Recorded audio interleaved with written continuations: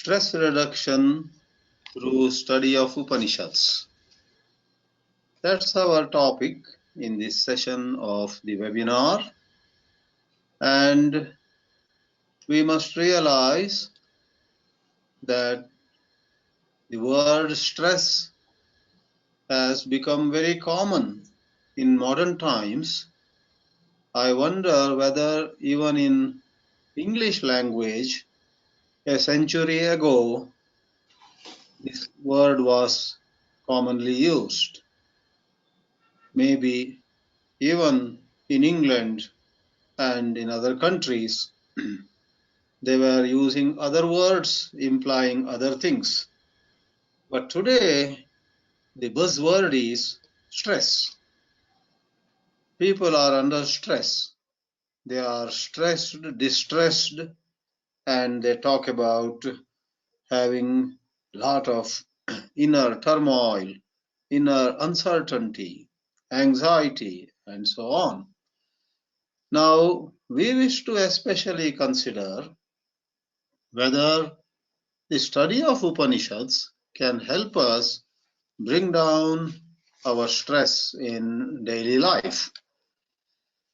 I must clarify, therefore, right in the beginning, that the Upanishads talk about overcoming stress using a few related words.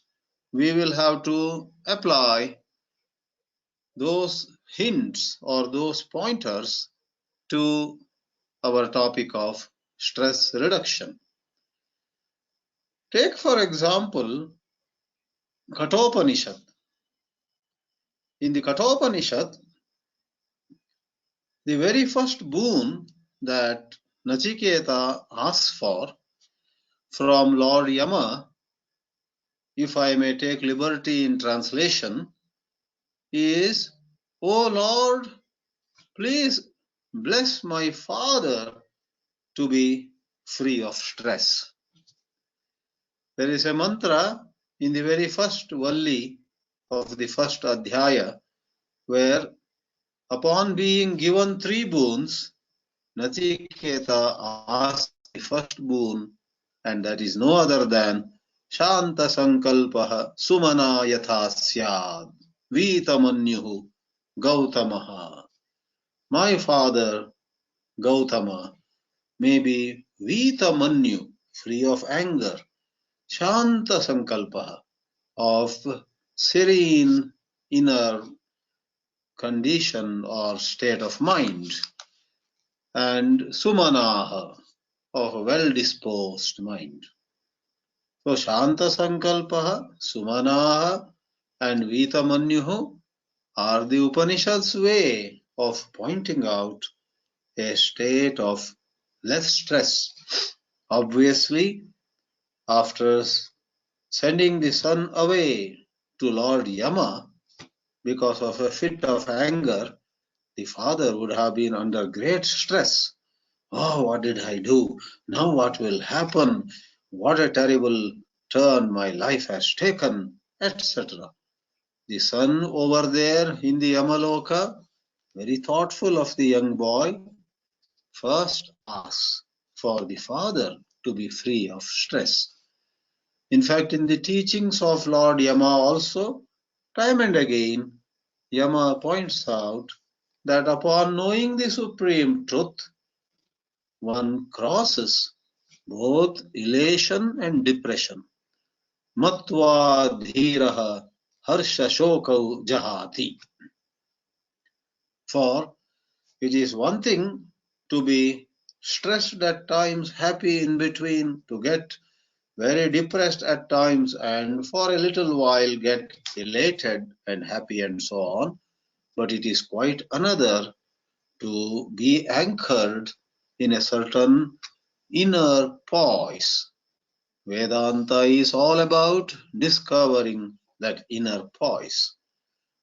Someone may wonder, has stress reduction got anything to do with Upanishads? We would say Upanishads are essentially related to being free from stress in the highest sense of the word. Of course, the expression used is Atyantika Dukkha Nivritti. Sorrow goes away once for all, and Paramananda Prapti. We are always in bliss thanks to the highest knowledge. Now you may say, okay, that is the prayojana. That is what is supposed to happen. But tell us whether our daily study of Upanishads can help us reduce our stress. We may not gain that Brahmajnana. Some of us have almost decided that the Brahmajnana will be in another future life. In this life, we are studying. We are gaining greater clarity on various concepts. A lot of things are talked about in the Upanishads, and through reading or through audio recordings, nowadays through YouTube or MP3 players and whatnot, we hear the teachings of Upanishads. How do these teachings bring our stress down? As we said in the synopsis that was sent to all, we would say that Upanishads bring stress down in two ways, depending on where you stand. If you have, number one, a certain ability to appreciate this higher philosophy, and number two, you have a fairly orderly life, then you will operate on the higher plane. Stress will just disappear, will vanish into thin air. And if you are a sadhaka, I do agree. You may not become Brahmanishta, established in Brahman, but you are sure to enjoy moments of tremendous unburdening, tremendous relief. You will have moments, you will have occasions when what had appeared just a while ago as a mountain would now seem to be just a molehill. A mountain becomes a molehill, whereas for those who don't have these philosophical abilities, who cannot understand what the Upanishads are talking about or what the teachers are presenting, those who make it all merely academic, merely collection of more and more concepts, for them the opposite would happen. A mole would become a mountain. Making a mountain out of a molehill is a molehill, I should say. Making a mountain out of a molehill is the idiom in English.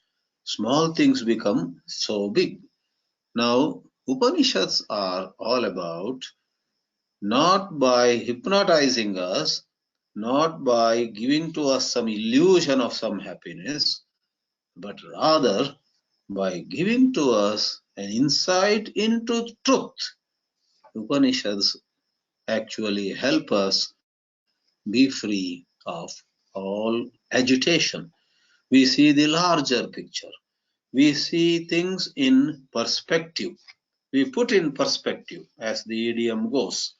If we are able to put situations of life in perspective, then the larger picture becomes visible to us.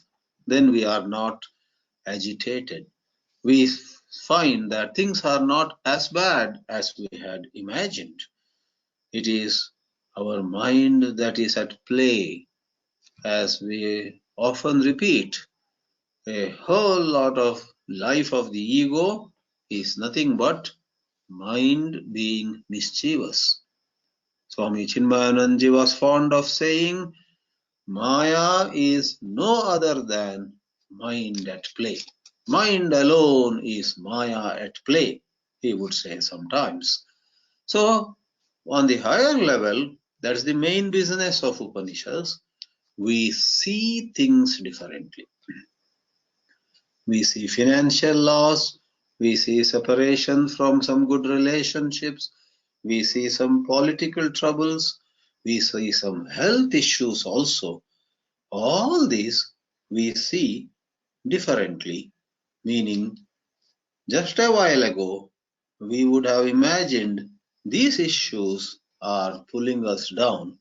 Now, thanks to the Upanishadic teachings, thanks to our contemplation upon these teachings, we would realize that we are not that little I, so dependent on money or health, etc. While money, health, all of them have a place of their own, we are something far vaster.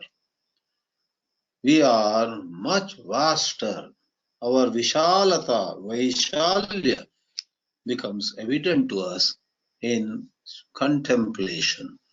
In fact, Atma Bodha, as you know, a wonderful text that summarizes the Upanishadic teachings, describes Vedantic learning as a very effective medicine. The Sanskrit word for medicine here is rasayanam. Evam nirantarabhyasta brahmaivasmiti vasana harati avidya vikshepan rogan iva rasayanam. When the right medicine is taken, day after day, the disease takes to its heels. Just as diseases disappear upon taking right medicine, our avidya vikshepa, out of spiritual ignorance, we become so body-centered. We become so ego-centered.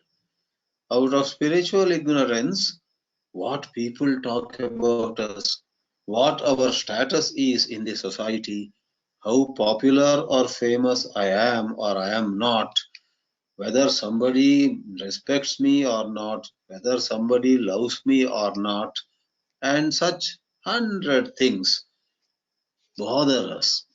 What bother? They stress us. When we have spiritual awakening, and that definitely happens if we sincerely study the Vedanta, we are aware someone is not paying us attention. Someone, because we don't have enough money, looks down at us. Someone who values looks or some such thing, and we are not so good looking, doesn't care much for us. Somebody else looks down at us because of our ill health, etc. We are aware of all that. But then, while the outer circumstance continues to be the same, inwardly those things do not matter to us as much as otherwise they would do. So let me summarize. The higher level is no other than understanding ourselves as existence and consciousness.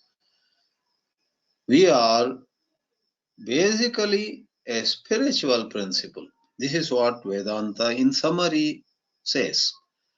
We are basically that Atma Tattva, that Satchit Tattva, existence consciousness principle. The body comes and goes, the body rises and subsides, and those of us who can study advanced Vedanta and appreciates things like avastatraya viveka, that discrimination that goes into the three states of experience, waking, dream, and deep sleep, we realize that there is a domain of appearance and there is then the substrate of truth. One truth appears as the waking state, which includes the object and the subject. That same truth appears as the dream state, which also has myriad objects and an apparent subject. And to be very precise, this only advanced students of Vedanta can understand. The dream world does not come after the waking world disappears. For to say so would be to put time as something superior to the states of experience, while in reality, time, kala, and for that matter, space, desha, are internal to each state.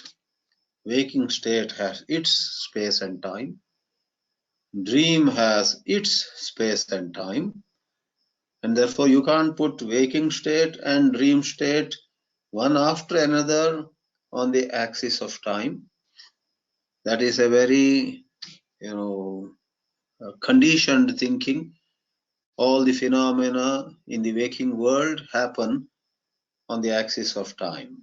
One after another, things happen. We are so conditioned. We are so much in the grip of how things work in the waking state that we put the avasthatraya also on a similar footing.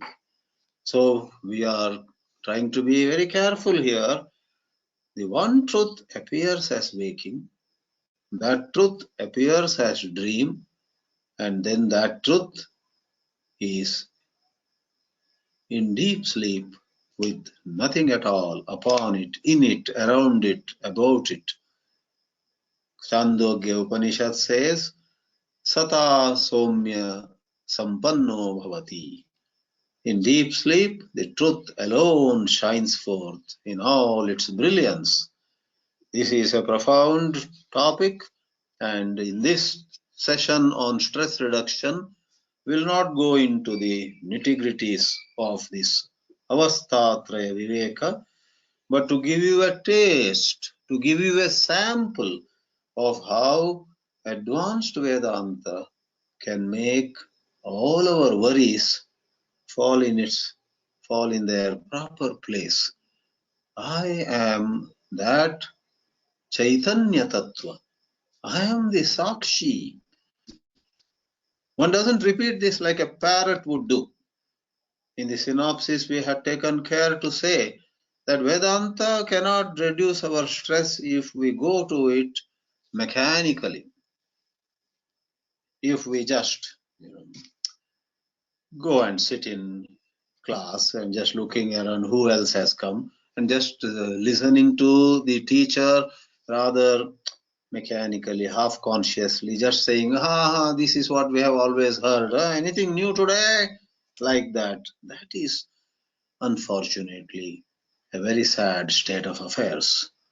If someone goes about the Vedanta teachings, as Viveka Chudamani says, uha poha vichakshana. Upon identifying something as possible, one pays more attention to it.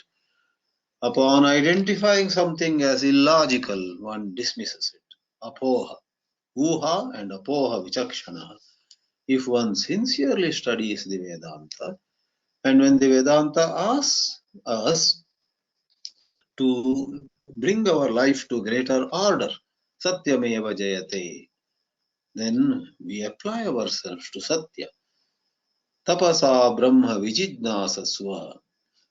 Develop that ability to pay attention. Indriya and manaha have to come into what is called ekagrya, as Adi Shankara puts it, a greater concentration. So the Upanishads guide us how we may gather our energy, and we listen to that teaching also. That is what is sincere study. If either the students or the teachers go about Vedanta making it a compartment. What is meant by a compartment? Live your life as you always have been doing, but when there is a Vedanta class, Wednesday evening or Monday morning or Tuesday afternoon, so twice a week or 3 times a week, whether the students are listening to it or teachers are delivering it, both sides can make this Vedanta a compartmentalized affair. After the class is over, live your life same way as you did ever before. That would not be the right way. The study has to bear upon the way we live, and the way we live will have a bearing on the study. Then one is sure to, all of us surely will go to the higher level of Vedantic study. So, endless are the statements. Every Upanishads have some statements which say to us that we are that pure consciousness, and competent teachers, able teachers, make it clear to us how we are pure consciousness, how we are not in this world. The truth is the other way around. This entire waking world, including the distant galaxies, this entire universe. For today, I believe science talks about multiverse. Multiple universes together are called a multiverse model. There are multiple universes. I am reading presently Alan Lightman, who was a great theoretical physicist before and taught also theoretical physics, but today he is more into philosophy, humanities, teaches that in MIT, I guess. And Alan Lightman, not somebody who hasn't studied things, goes to the extent of saying it is possible that there are other universes where even the fundamental laws are different. We have a certain law of gravity, we have certain laws of electromagnetism or light or heat or magnetism or whatever. He says these laws may not apply in those universes. But humbly he says, all those universes also may have the same laws. Please do not imagine that the laws that we have discovered in our universe have to apply in any other universe too. This very, very thought-provoking statement he makes there. All right, this entire multiverse, if it is like that, is in awareness. I am that awareness. So, plenty of these teachings, all revolving around an awakening to a new discovery of who we are. Such teachings are available and very stress. When day after day, not on a fancy trip, but out of clear understanding, you figure out that this personality which you took yourself to be is a passing show. I am that. I am that. Aham Brahmasmi. That silent, quiet, intuitive understanding will dramatically reduce your stress. Have no doubt about it. This is real. It is not mere imagination. But many of us either haven't understood Vedanta rightly so far. Unfortunately, we have heard a lot of Vedanta lectures, but it's all jumbled up, so many ideas. Therefore, we may say that, well, we don't get those glimpses of how I am pure awareness. We have our worries. We have various issues bothering us day after day. We are very stressed. Some people may even say to find time for Vedanta study adds to our stress. I have no time and somehow I stay late and try to read some Upanishad, try to read some Vedanta, but it jeopardizes my schedule, my sleep, my rest. If I try to study Vedanta, I'm not able to attend to my responsibilities. If I attend to my responsibilities, there is no time left for study of Vedanta. What shall I do? People say this too. For those of us, and they are the majority, I tell you, for those of us who are not yet at that higher level where there is a clear glimpse of the essential Vedanta, where the study so far has been a bunch of many interesting ideas and occasionally inspiring. The second level operates. The second level, the lower level, where Upanishads do help us reduce our stress, is marked by again two parts. One is a number of loving instructions. Satyam vada dharmanchara. Speak the truth, live righteously. No matter how many times you have fallen, today make a new beginning.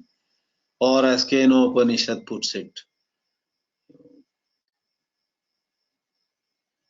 that highest knowledge is to be attained by tapas, by satya, by Vedic studies. There is a mantra towards the end of Keno Upanishad.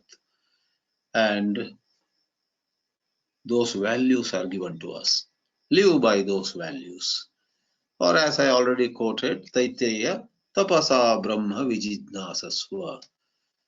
It is through gathering the mind and the senses to bear on the Vedantic teaching that we rise to the higher level. So, Shama, Dama, Viveka, all of them have been expressed, have been taught in the Upanishads in terms of injunctions, imperative statements. Satyam Vada is an imperative statement. So, second, that is on the lower level itself, the second kind is examples of beautiful role models. For all said and done, sometimes our mind is rather gross and nothing makes sense to us except certain illustrious case studies. Let's take Kathopanishad itself. You have Nachiketā, and he can be described as an embodiment of Vairagya.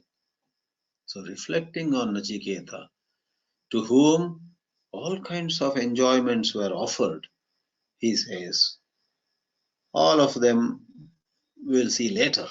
I want to know the truth. This example of Nachiketā can inspire you and me also to, if not throw away, reduce our attachments. At least stop at the right time. At least not overdo things. At least practice a degree of contentment.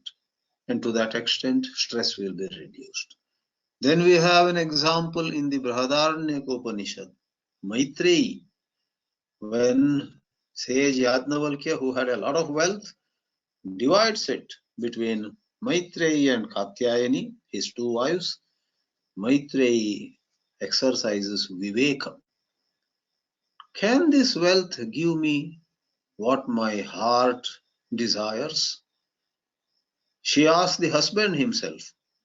Then with a smile, the husband says, really no. Wealth can never make you truly happy, dear Maitreyi.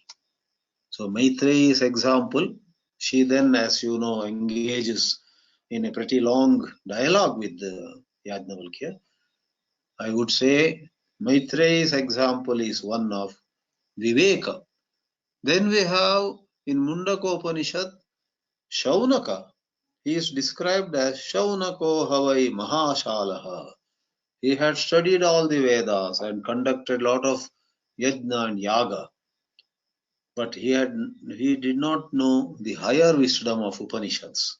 He comes to Angirasa and asks a question. So Shaunaka is a shining example of Jidnasa, wanting to know the highest truth, having known enough of all those other sciences, other branches of knowledge. And I would qualify that Jidnasa, desire to know, with an adjective, Vairagya Sahita Jidnasa. He has no more longing to indulge in all those other activities which have rich rewards, which have a lot of benefits, which have a lot of earnings. It's like, a good number of retired people somehow want to keep earning more and more. They want to, because they don't know what more, what better is possible. And there's some kind of insecurity. Part of their mind says, we have enough now, we don't have to earn. And part of their mind says, no, whatever I have earned so far, I don't want to disturb it. There should be a regular monthly income. I'm not a financial advisor, but I'm trying to just show you the psychological side. Shaunaka, for one, said, I'm okay. I'm secure. I don't want to conduct more yajnas, more yagas, go and be an advisor to some king about conducting rituals or some other matter. I want only the highest wisdom. Then you have Vāmadeva in Maitreyi Upanishad. He represents the case of tremendously rich Purva Samskara. Right in the womb of his mother, he realizes that certain tendencies are limiting him. He breaks off from those tendencies. It's an interesting case of enlightenment in the womb, prenatal realization. Then you have Bhrigu in Maitreyi Upanishad, Bhrigu, who can be taken as an example of perseverance. He discovers Anna, and then his father says, Varuna says, not yet. He discovers Prana, not yet. He discovers Manaha, Manomaya Atma, not yet. Vijnanamaya Atma, not yet. Anandamaya Atma, not yet. Then he discovers the Shuddha Atma. That is to show his perseverance. Pippalada's students in Prashnopanishad have such great patience. When the teacher says, stay 1 year, live in self-control, live in an orderly manner, not in some haphazard manner, buying and selling, enjoying, and live in a rather orderly manner. That's the best word I can use. Brahmacharyam, Vasa Brahmacharyam, Samvatsaram, 1 year. All the 6 of them stay quietly, doing whatever was asked of them, without getting impatient. Patience. Satyakāma Jabala of Chandogya Upanishad is an excellent example of no pretension. Long back I had read a very interesting and good article. The title was Stress, the Natural Outcome of Pretending. If you and I pretend we are something, but we pretend to be something else, we will be living in stress. Satyakāma Jabala, no pretension. When his teacher asks, what is your gotra? He says, I don't know who my father was. My mother is Jabala. This is all I can tell you. No pretending. When there is no pretending, large amount of stress is gone right away. Then you have Narada, humility personified when it comes to his meeting with Sanat Kumara. I have studied everything, but I confess I don't have peace, he says. You have Indra in 8th chapter of Chandogya,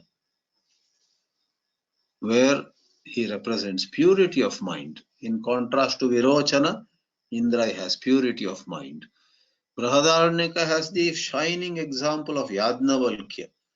Here, Yajnavalkya is not a sadhaka for you and me to emulate. He is a born, what shall I say, genius. Yajnavalkya is an avatara purusha.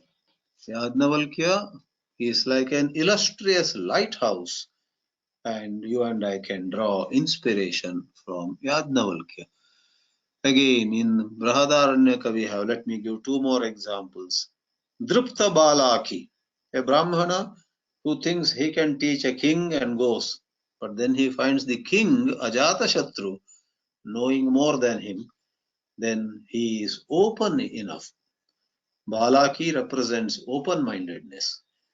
Being open-minded, he says, O king, I came to teach you, but I realize I must learn from you now. Let us reverse our roles. You sit on the higher pedestal, I'll sit down. The king had offered the high pedestal to the visiting Brahmana, going by some conventions of those days. Open-mindedness. Last but not the least, Gārgi, a middle-aged lady, some say young lady, some say old lady, whatever her age was, but Gārgi Vachaknavi, she was daughter of a rishi called Vachaknu. Gārgi Vachaknavi, when she comes to know there is conference, great minds are getting together, she pleads and she tells her father, Father, I want to go. And she ends up there and she asks questions to no one other than Yajnavalkya. And Yajnavalkya praises her. I appreciate your questions, and here is my answer about Akshara Vidya. So in Gārgi, we find deep interest in Jnana, in wisdom, in knowledge.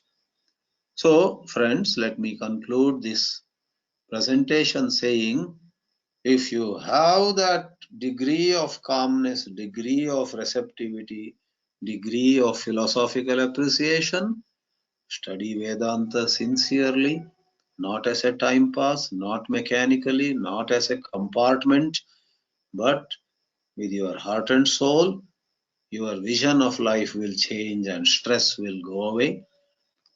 If not, be inspired by the loving instructions and the illustrious examples of role models that the Upanishads give.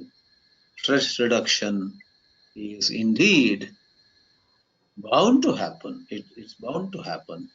For stress, let me sum up, is a creation of the mind.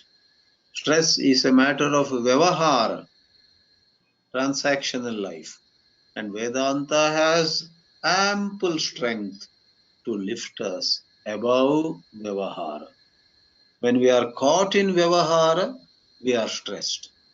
When we rise above vyavahara and get a glimpse of paramartha, vyavahara is the transactional life, paramartha is the truth above the transactions.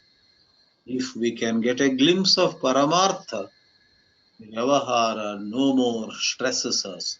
Things fall into place. We will do what can be done. We won't do what anyhow cannot be done. Where is the room for getting stressed?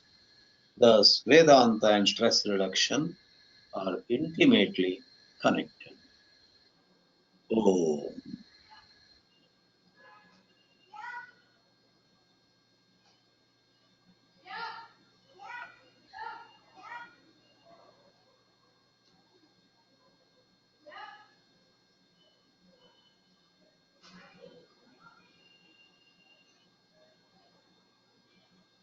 Okay, let me see.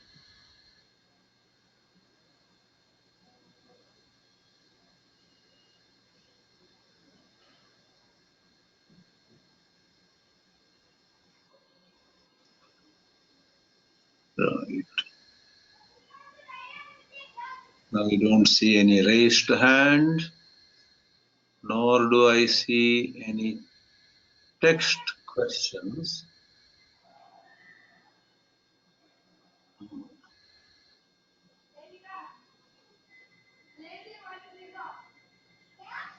Oh, there is a question.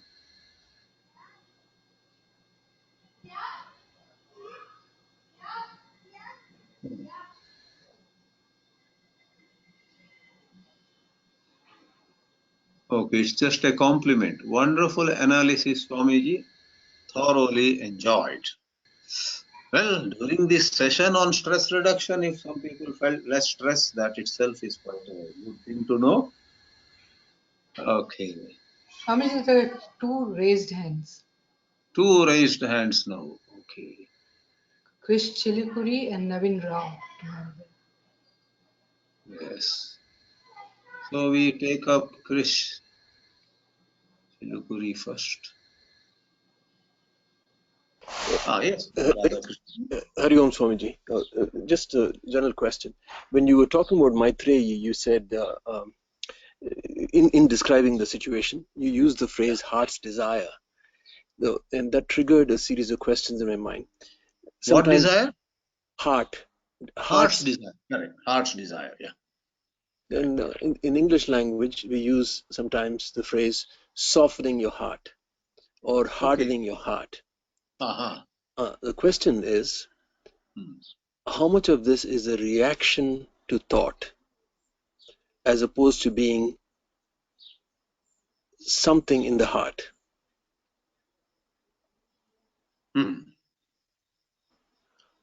So these are issues of language actually. In spirituality, the heart ultimately is free of desire. Ramana Maharshi would use the word heart to imply the pure self. He says the mind merges in the heart, emerges from the heart. But when we use the word or the phrase heart's desire, what we are meaning is, among thousands of thoughts we have and thousands of desires we have, by using the expression heart's desire, we mean the deeper desires. All of us do have certain deep desires, and then there are a number of desires on the surface. If the surface desires are fulfilled and the deep desires are not fulfilled, we remain quite unhappy. Whereas if our deeper desires are fulfilled and a number of surface desires go ignored, we don't mind really. So some people call it as deep driving desire. So I use the expression heart's desire as a relatively much deeper desire in any human being. And in the context, it is nothing but lasting happiness. You and I, in the depth of our being, want lasting happiness. But on the surface, some good food and some good drink and a movie, some entertainment, we get fancied by it, knowing well many a time that these cannot give us lasting happiness. So her question, in fact, the word she uses in Brihadaranyaka is Amritatva. Can this bring to me Amritatva? Now, Amritatva means something that doesn't die. Therefore, in a loose translation, something that is everlasting. Amritatvasya na asha asti vittena iti. That is what Yajnavalkya replies. Vittena, with wealth, with all this property that I am giving to you. Amritatvasya asha na asti. There is no hope for lasting happiness. Rather than translating it as immortality, we would prefer to say it is lasting happiness, lasting joy. And in philosophy, it goes hand in hand with lasting love and compassion. Sometimes Eastern religions, Eastern mysticism is wrongly criticized for highlighting happiness, freedom, moksha, liberation, and not caring for others, which is a big falsehood. Actually, those who examine, once we are truly happy, love and compassion are like the other side of the same coin. In fact, the Eastern culture always excelled in prevention of problems. So rather than creating poverty everywhere and then doing a lot of charity, rather than creating environmental hazards and then finding out ways to solve them, whole lot of Eastern lifestyle in olden days, was where there would not be such environmental hazards or wretched poverty, etc. Some poverty has always been in life. That's a different story. So maybe I'm digressing. So your question is, what is this thought and natural? It's all thoughts, but there are surface thoughts and there are deeper thought. So heart's desire is a deeper thought. What did I answer, or did you have some other dimension in mind? No, thank you very much. Thank you. I think it's all thoughts. Where thoughts, domain of thoughts ends, it is a pure consciousness. There is no desire at all over there. I go to Naveen. Oh, here he is.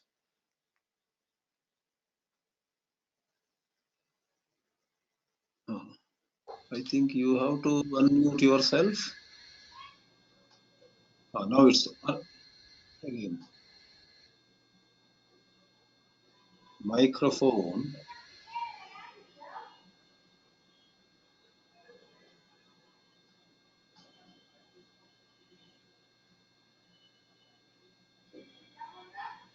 Maybe the self-muted. No, it's okay. Now it's on. Yeah. Yeah, Swamiji.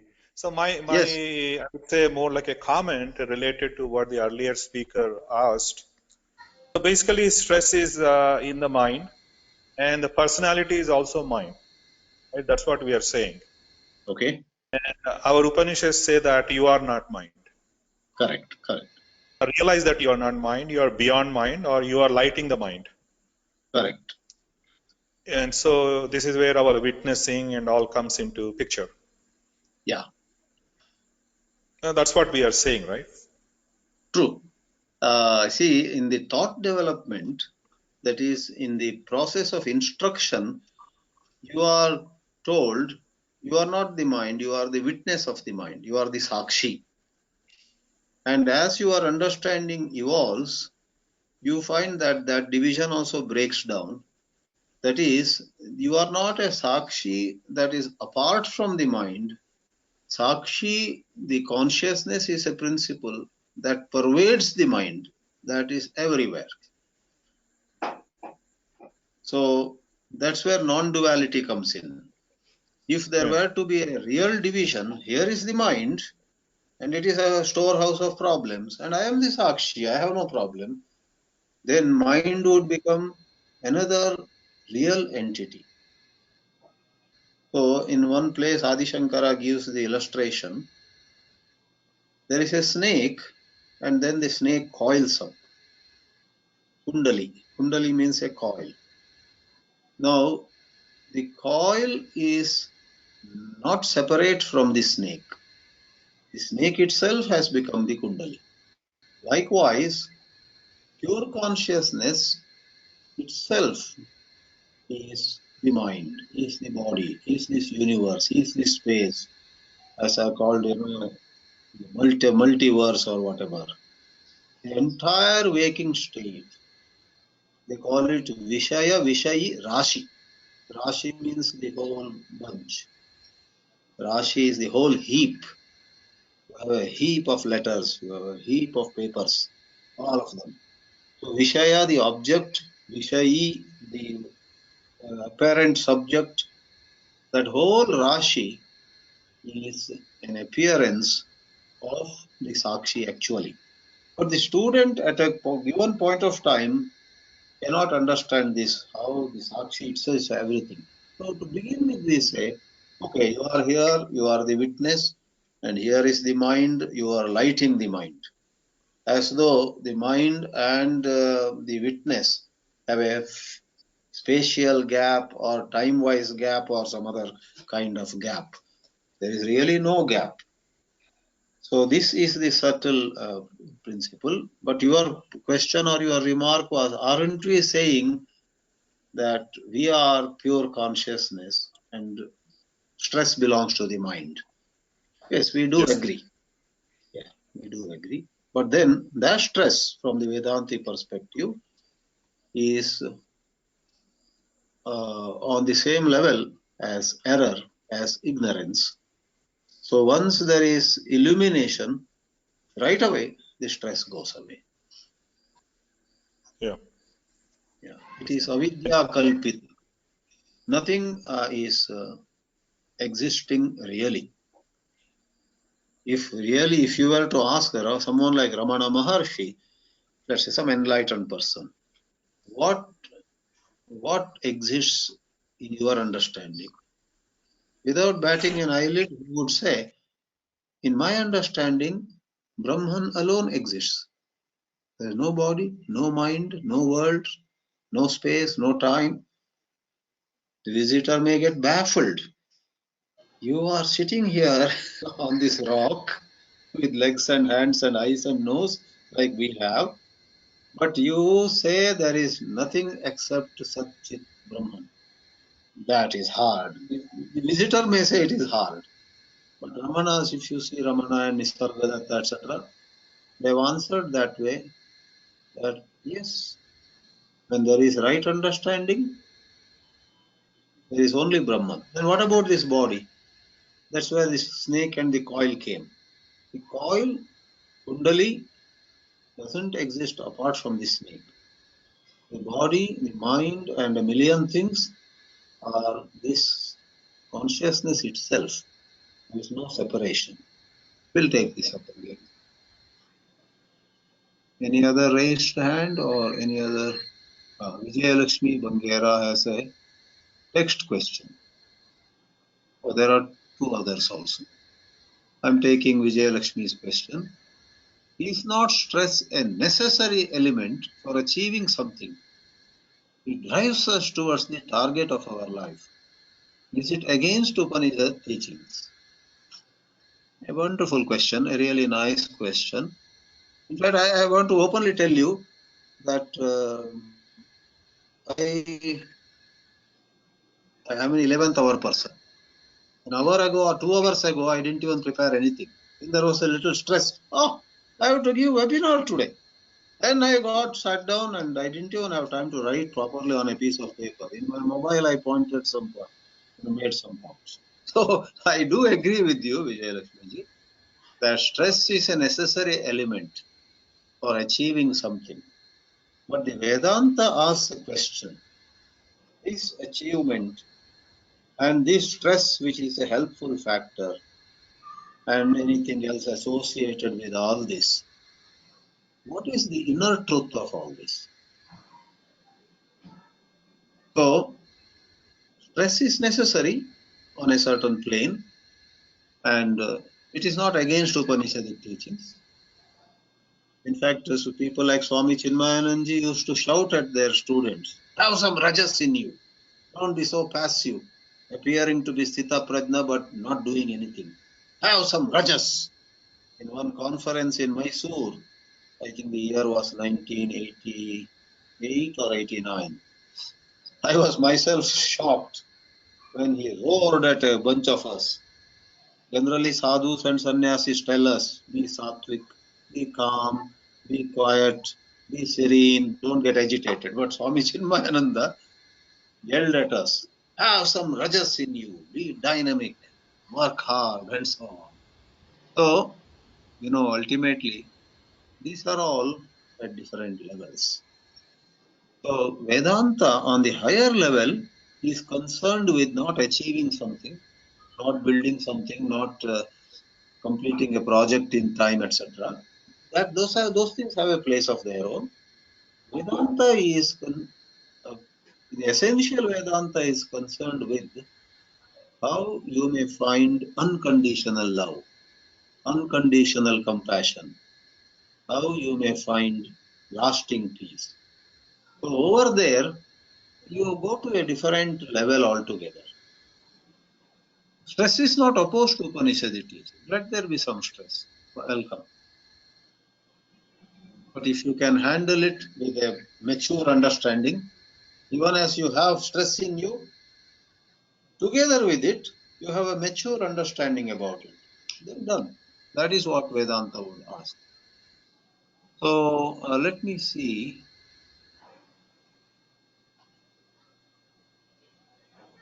Okay, I think V.R. Ganti has said here.